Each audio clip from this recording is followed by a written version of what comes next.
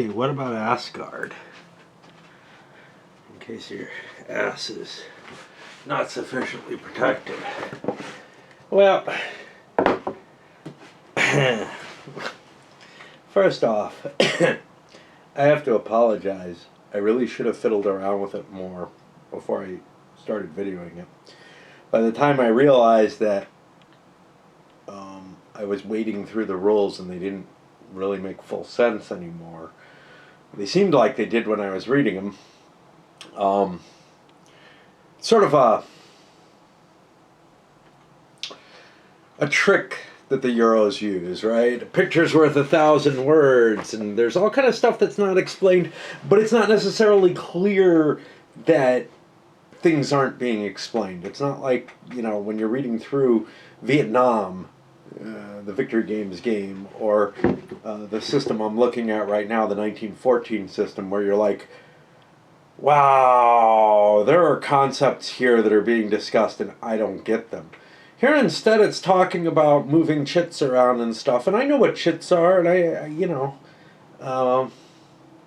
but what I don't know is, why is this shit on the board when I start looking at the board? I'm like, I don't know what this is for anymore, because the way that the rules are composed for really anything except war games and really detailed simulations made by war game companies that aren't war games, there's this tendency to say,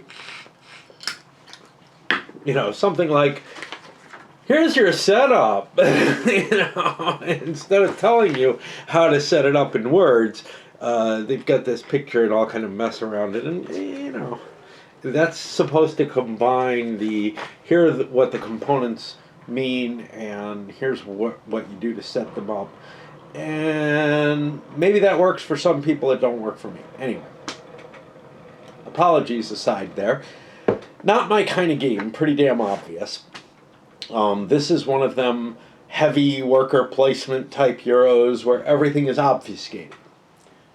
However, within the realm of such games, it does prove something kind of interesting, which is, I don't think this is a game that you can kind of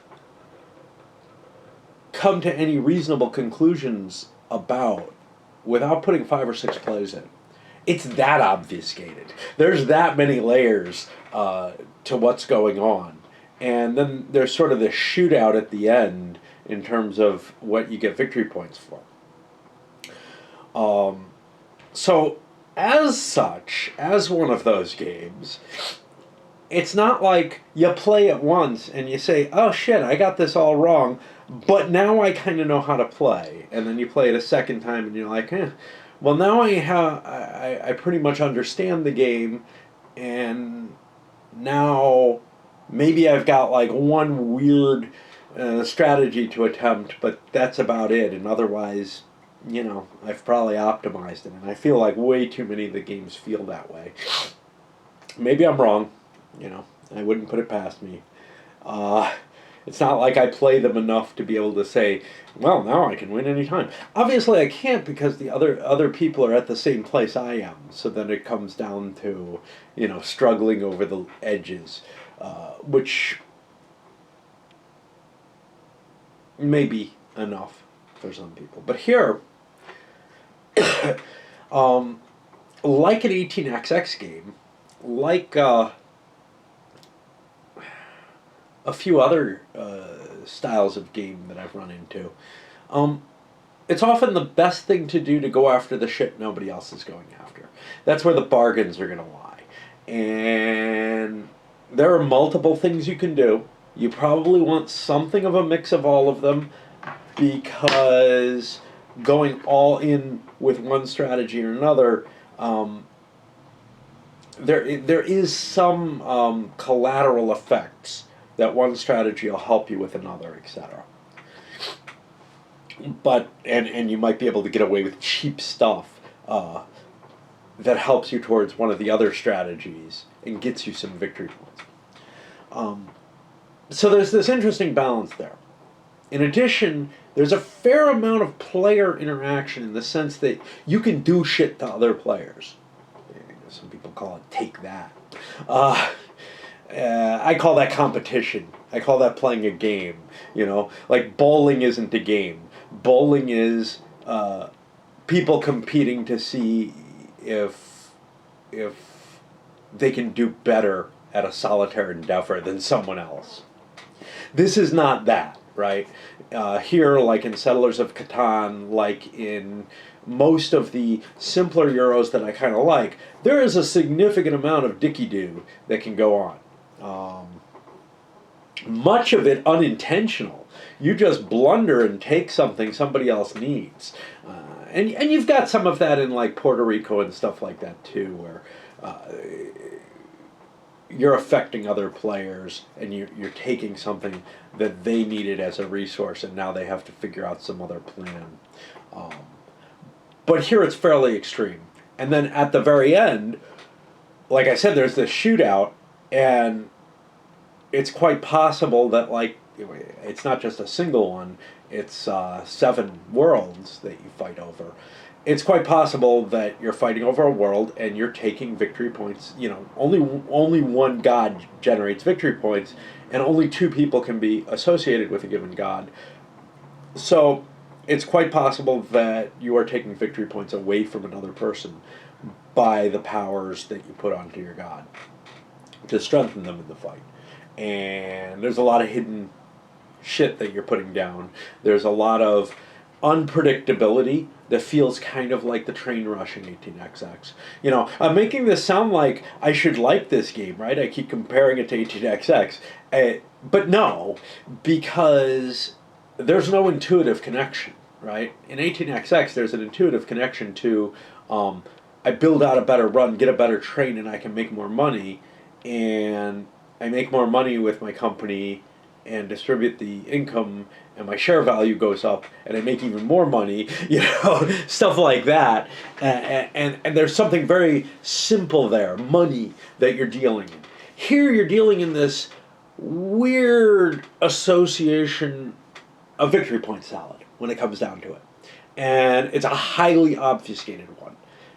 However, it's one that I feel, because of that player interaction, because of the competitive nature of what you're doing against other players, lends itself to a great deal more interest than I often see in these worker placement type Euros, where, I don't know, maybe somebody can't get to can't put their worker in the place they want it to, and that's part of this.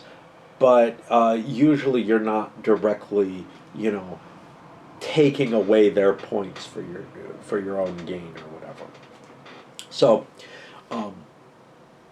that is a factor here.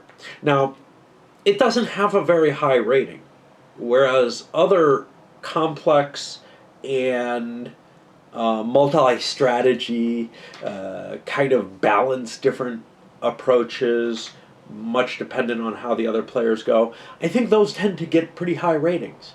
For this, I can see a couple of reasons why the rating is kind of low. One is the topic is such that it'll draw idiots like me in and say, when they read about it a little bit, it sounds like it's a complex game that is actually trying to reflect things. This battles over the different worlds. Well, not here, but where I've seen comments on BGG and what led me to go for this might have been along the lines of it sounding a lot like Hammer of Thor, and Hammer of Thor is so broken that I thought a simplification of it would help. Well, maybe a simplification. This isn't really that. This is a Eurification, and a particular style of Eurification. And I just don't feel like the subject matter is being explored. Instead, what you're doing is you're optimizing your points over a very complex manifold. So that's one group that's going to walk away and say, shit, I was kind of expecting something different from this. I wouldn't expect something different out of, I don't know, Cheeseburger Factory or something like that. I don't know. I do expect something different when I pick up a train game and get boned, like, what is it, the Russian Railways or something like that, that was really a worker placement thing. I do feel the same kind of letdown from something like that. I'm like, oh yeah, I like train games. Nah, this isn't really a train game. But the other side of it, and I think the more impactful side, hi, squirrel. You can't see him. But you could hear him, I bet, is the dislike of the Eurogamer for something that allows so much direct competition and antagonistic play. They want to be playing their own little score sheet to a large extent. Not 100%, but this game has something that feels a lot more aggressive to it, and a lot more dickery in it. Anyway,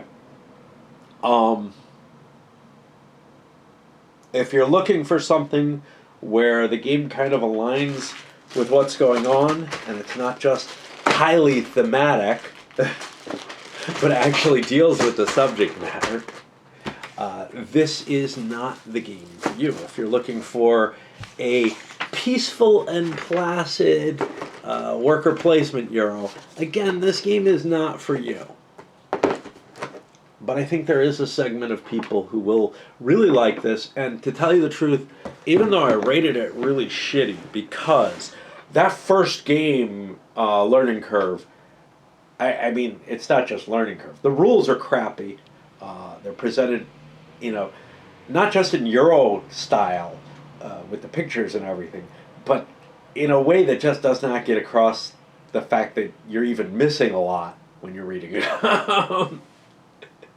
There's shit that's like barely referred to and not pointed to by any of those pictures. For example, the world numbers, and just, I mean, there's no reason those numbers couldn't have been bigger. They're hardly visible, even if you know to look for them. So, to a large extent, I would say I stand by my crappy rating for a game style that I don't like, that disappointed me by handling the topic without really addressing it as a subject, but rather as just a thematic concern. And by being an almost obtusely unapproachable game. And it's not, so something like Go has and I've talked about this before, or Tigris and Euphrates has fairly simple rules that maybe make you look and say, well, I got no idea how to get where I'm going. But when you look even at the victory conditions and such, even though you don't know how to get from A to B, you kind of understand what B really is. Now, you understand what it is here. It's a track with victory points on it. Whoop. But this is the problem with victory point salad. You got no idea what's worth what, and it takes a fair amount of analysis, whether you play the game or not, to probably come up with what are the reasonable solutions and what are the reasonable paths to play. I think it's quite possible to play this game, focus on one thing, which sometimes works really well in games, and realize that that's just not a workable strategy. So, for example, the guy who won focused on winning battles. But if that's all he had focused on, if he had done it to the exclusion of other things, he would not have been anywhere near as valuable. He had to have some of those he had to have some investment in gods in order to make his tiles that he gained from the battles count for something. Like I said, there's a synergy where going with one strategy will also help you towards another. You may want to focus heavily on one. You may be able to go very balanced, but you cannot go. I don't think you can go all out on one successfully. Might be wrong. If you can, you can probably ignore battles, because you can come close to ignoring them and get you don't get many points off the battles themselves in that case. Even though they give you a little bit of synergy, you can get that elsewhere. Anyhow, yeah. While it's not my kind of game, honestly, like if somebody said, I'm really excited about this, I know it's not your kind of game, but since you just learned the rules and played it, are you willing to play it again? And yeah, I would be willing to do it opposed right now. And in 5 years, once I've forgotten about it, I might think, oh, is this a game I really hated or half hated? Because half disliked, half hated, whatever. Well, I like playing games, so even if I really dislike a game, I'm willing to play it. Once you get under that 5 rating, though, you're starting to get into the, this thing's just too much of a pain. And that's how I feel about approaching it. I think if you could devote yourself to this really heavily and play it, once a month, once or maybe more than that, on kind of a regular basis, if it became your addiction, yeah, you'd be fine. There's not much to justify it being an addiction, though. It doesn't have that simplicity of Go, obviously, but also of those early Euros that have just as much fucking depth as this does, but do it with a lot less overhead. There's a lot of games that are very, very rich in terms of different strategies and everything, but very simple in terms of roles and victory conditions. This ain't one of them. Those are hard to design. Those were always hard to design, and now it's kind of like, well, do you get stuck in the Knizia type land where you're either copying the same thing, similar types of things over and over because they work, or are you going to flop fairly often, or do you rely on this obfuscation? And in this particular case, I think the obfuscation is better than in most games. Perhaps to a large degree because players can directly smack each other. You add the obfuscation to being able to hit each other, and you're adding so much variability into the game that it's really, really tough to be able to say one strategy just dominates. Anyway, that's my feelings, and I stick by it. Don't know. I don't know when I'm going to get back to Serbia. It's supposed to be hot today. It's been overcast most of the day, and it's been kind of chilly, which led me to want to get back to it. But I also started yesterday having feelings about doing something very different. Oh, that's an exchange, okay. Doing something very different relating to digging through some of my wife's readings and writings and such not. And that may take a lot out of me, but it also may prepare me to finally dispose of her powder. Anyway, cheers.